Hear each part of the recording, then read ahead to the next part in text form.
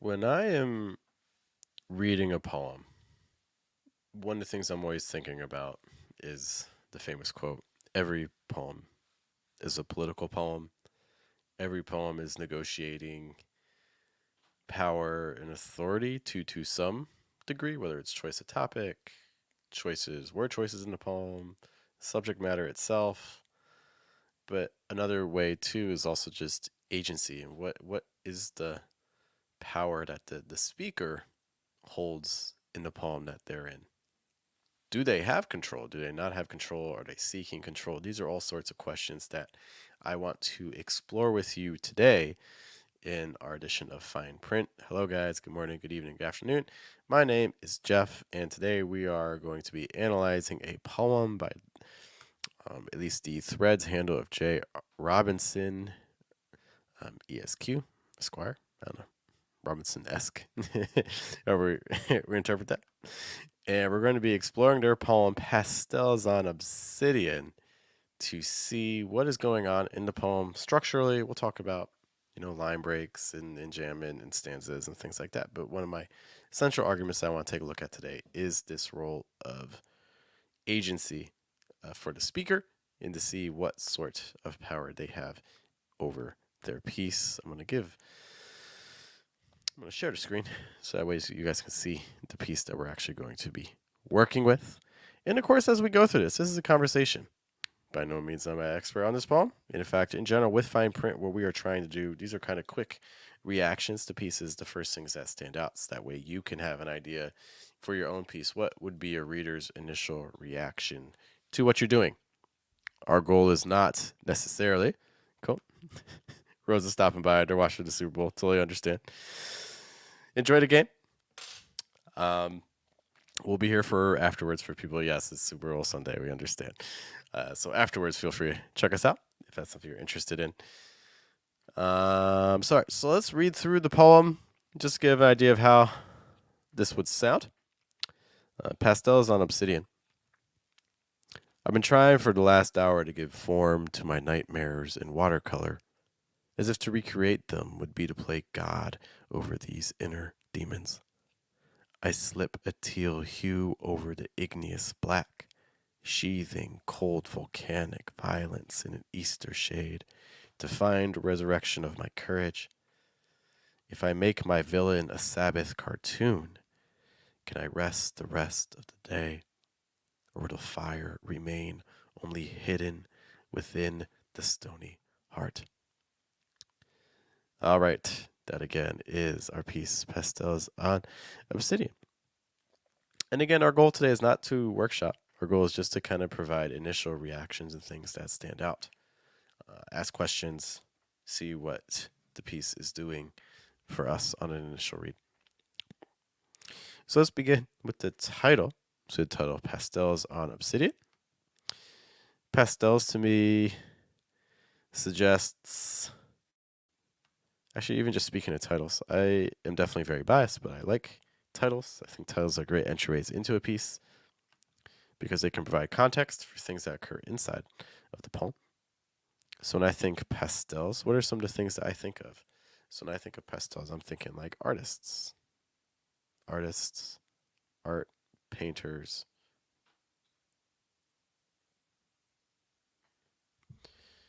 There's also kind of that sense of, maybe to a degree, creation that comes with art. What else do we see? Obsidian. So this, I think, pairs well with the obsidian. So this is just kind of like this gives the idea of the canvas that we are using. There's also kind of that sense of like blackness, something dark, solid, hard. Ties again in with the pastels, I think. And I think it also adds some like contrast. So we get some color contrast with the pastels in terms of that color palette, a little brighter and things like that versus the obsidian with the darkness. So this is increasing our color palette, and also contrast. Those are the things that stand out to me. So already it also kind of adds in a sense of tension immediately, right? Because we're dealing with something dark, versus something that's vibrant, or at least more vibrant. Okay, and let's enter the poem. So I've been trying for the last hour to give form to my nightmares. I mentioned earlier that I'm particularly interested in this piece with how it is using speaker agency. Okay, so let's just kind of explore this from an agency angle. So I've been trying for the last hour. What does this imply? Just this part here in terms of agency. From an agency perspective, this to me suggests failure, not able to do the thing we set out to do, right? But we're also trying, so that there's an attempt to control. So we have enough agency to try to fight back, or we have this, if we're trying to do it, then that implies that we think it may be possible. It's not hopeless. So this is an attempt to gain control. But we don't know if it's working. And to this point, it hasn't been. But it's also fairly recent, right? For the last hour. So the last hour to me implies recency, but also implies length in the sense that, this isn't something that you tried it once and then you just gave up. No, this is something that we've tried a couple times. We're putting some effort into this. We've been doing this for the last hour consistently, but it's just not working. To give form to my nightmares. So what are we trying to do? We're trying to give form to my nightmares, which would suggest if we're trying to give form to nightmares, that means that the nightmares are formless. I think that's really interesting. It kind of speaks to almost like the power of naming things, that when you give something a name, it makes something feel a lot more manageable. You look at movies like horror movies, but even movies, for instance, like Star Wars. A lot of times, like the most evil or the most horrifying things are the things that you see that you don't understand, that you see less frequently. How many people always point out, like, for instance, in like A New Hope, like how many minutes of airtime did Darth Vader actually get?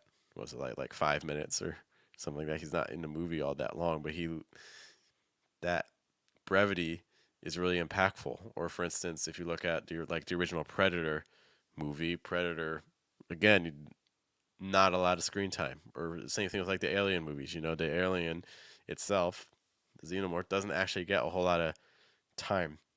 And so the less that's known about it, the more terrifying something is. And so I think the approach here from the speaker, trying to give form to a nightmare, in a way almost trying to make it known, I think is powerful. I think it really speaks to that experience. To give form to my nightmares in watercolor. Try for the last hour to give form to my nightmares in watercolor. Okay, so the way that you're trying to give form to these things in water. So it's like you're trying to capture them. Imagine you're almost like a painter or someone who's engaging in painting with the watercolors. And you're like thinking back to nightmares that you had, unsuccessfully trying to put them onto the canvas. And that is a struggle. I think that makes sense. This also, to me, implies that the speaker right now is not sleeping or trying to sleep. No, this is like maybe it's happening during the day or something like that, but they're engaged in this moment of thinking to their nightmares and trying to put them down, right? As if to recreate them would be to play God over these inner demons. Going back to that sense of the unknown in nightmares, so we know that there are nightmares. However, and we also know, or I think it's implied, that the nightmares and the inner demons are related or the same. Okay, so nightmares, inner demons. However, we do not know what they are from a reader's perspective. The speaker knows what they are. However, the speaker is also maintaining some distance. So the reader is left also in this kind of space of uncertainty. So there's kind of layering going on here, right? So the speaker is going through nightmares that they are having a hard time capturing. And then the speaker is also putting a reader in a similar state because the reader doesn't exactly know what these things are either. But there's also intentionality to a degree, right? Like the nightmares don't seem to want to be known to the speaker, and the speaker doesn't seem to want to reveal what these inner demons are to the reader. So there's all kinds of little layering going on. One of the things that makes me a little bit nervous from a reader's perspective is when I'm kept at a distance as a reader, it is hard for me to enter the space of the speaker and to really develop that deeper connection that's going to allow emotional impact. If you tell me you're going through something difficult, I can sympathize with that to a degree. We all have difficult moments, but one of the issues is that if you don't actually tell me what the difficulty is that you're going through, I can only walk so far with you. The way someone going through a period of homelessness is different than someone going through a bout of like cancer treatment is different than someone going through the loss of a family member. Like these are all different situations, and I can relate with any of them, even if I haven't directly experienced it. For instance, fortunately at this point in my life I've never had to experience homelessness. However, I can if you tell me about that, I can put myself into that situation to a degree. But in this poem, we're not even doing that. So by being kind of standoffish with the reader, one of the things is that might lessen the emotional impact by the time we get to the end of the poem, which is also having an impact on, for instance, like the stakes, because I don't, the stakes for being homeless are different than the stakes with having like a terminal disease. And so if those stakes aren't clear to me from a reader's perspective, that can make it hard for me to know what the actual like implications are. And so that's one thing I'm a little bit nervous about in this first stanza. As if to recreate them would be to play God over these inner demons. It's interesting with we're introducing these religious images, there's religious context as well. We don't know how religious the speaker is, but I think there's almost this sense of there's some interesting parallels with, like, for instance, Genesis. I'm not like overly religious person, but there's some interesting parallels here. Like, for instance, Genesis, you have your book of creation. You have God taking darkness and adding light and adding all these other elements, and it's like you have the speaker trying to do the same thing in very similar contexts, right? We think of nightmares, we think of darkness, we think of sleep and things, but failing at it, not actually able to bring things to light, not actually able to create, struggling with it. So I think those parallels in terms of religion are really interesting here. And even this idea of, like, for instance, to play God, not actually be God, but play God, pretending, would be to play God over these inner demons. We also don't know what would be the implications of playing God over the demons. What does that mean if you were the God over these inner demons? To recreate them would be to play God over these inner demons. Because it wouldn't mean to remove them, right? Because God exists, but demons also exist. So that's kind of interesting to think about. What does that actually mean to play God over these demons? It wouldn't actually take them away, but maybe it would remove some of their teeth, or you'd be able to like handle them. Let's go into our next stanza a little bit, and again, we're really, really, really focusing on the aspect of agency in the speaker's sense of control here. I slip a teal hue. Very interesting, like slip, right? That sense of falling, but then also the verb used to show the motion for the art. It's like I slip a teal hue over the igneous black. Slip a teal hue over the igneous black. The meter here is interesting. I slip a teal hue over the igneous black. It's like a lot of like iams, trochees. So very regular. We have action, so we have a speaker that's actually doing something. I think some of the other things we've seen in a lot of the poems we've looked at in fine print, we have a lot of these moments where the speaker's not taking a lot of agency and a lot of control, but this is a speaker that is actually active in doing things. I slip a teal hue over the igneous black. You also have this color contrast, like teal hue, igneous black, sheathing cold, volcanic violence. That's like alliteration and like consonants and even assonance to a degree here.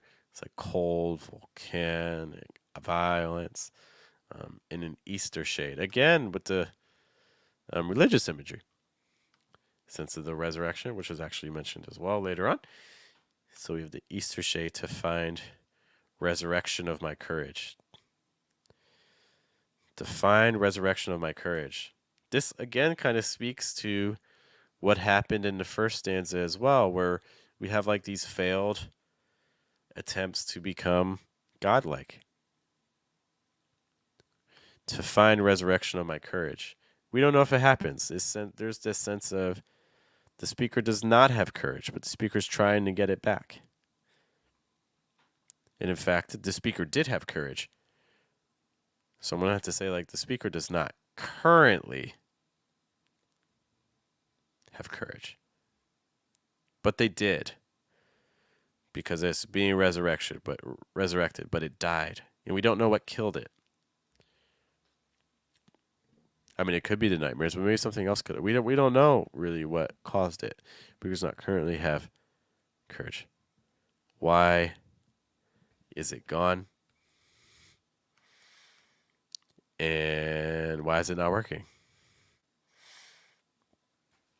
I slip a teal hue over the igneous black, sheathing cold volcanic violence in an Easter shade. Sheathing is a very interesting word. So you have this sense of sheathing cold volcanic violence. I feel like there's like some ironies here. So cold volcanic violence with the obsidian, but the obsidian is already formed, so it's not. It's the product. It's like, is the product of violence or like a violent thing also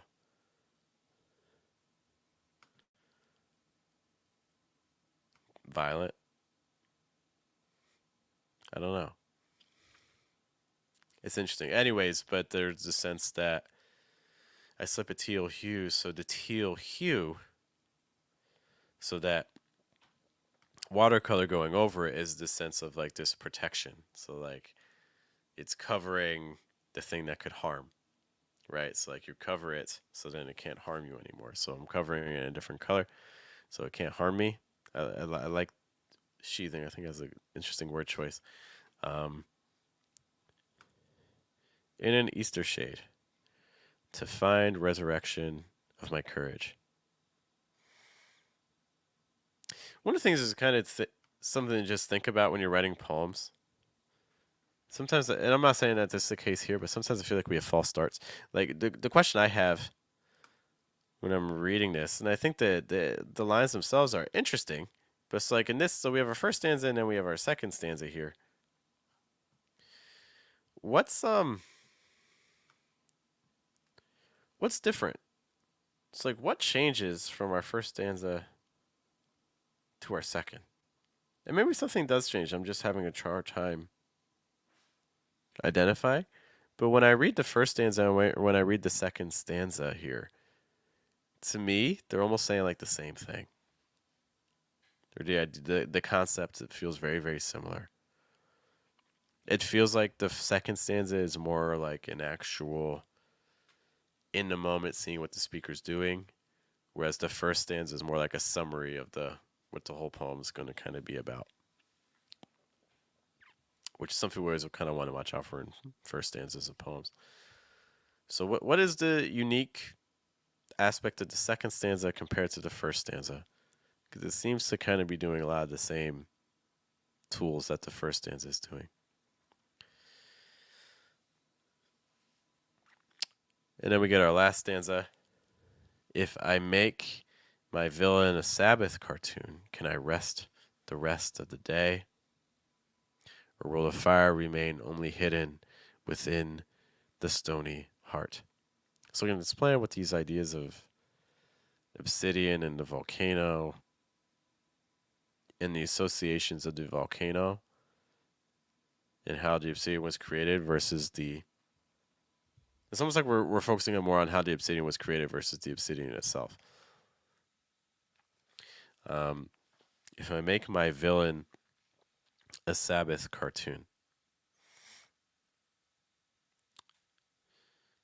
So we're this idea that if we change, again, kind of like what the first stanza was hinting at, if you change the form of something, if you make it something you can identify or label or depict or capture,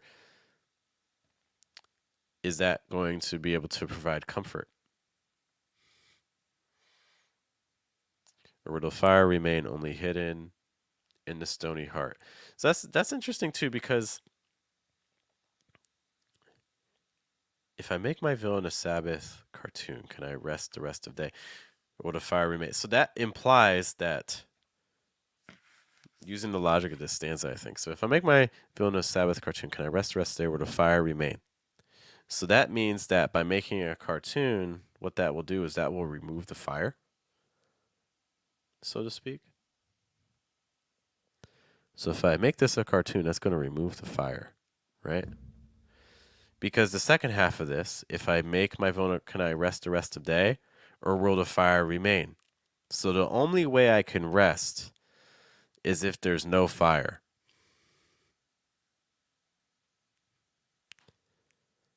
I'm not saying I agree or disagree, just trying to make sure I'm understanding the logic of the speaker. So this speaker is suggesting that if I make my villain a cartoon, if I make my villain a Sabbath cartoon, the implication is that the cartoon will remove the fire. So if I make it a Sabbath cartoon, the cartoon will remove the fire. That seems to be the logic that this is suggesting. Can I rest the rest of the day? Which will then allow me to rest.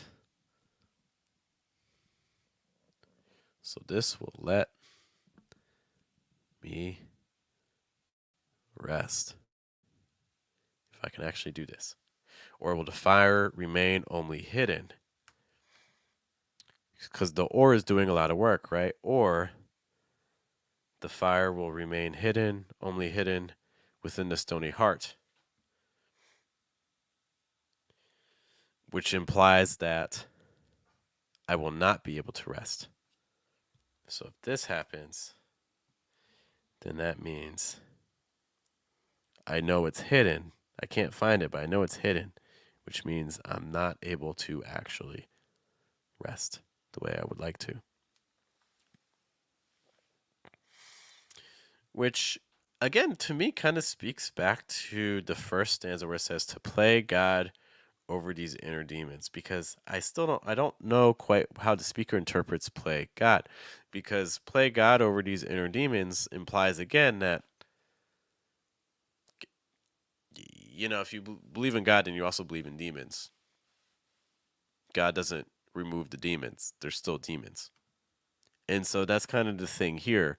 The fire remain only hidden within the stony heart.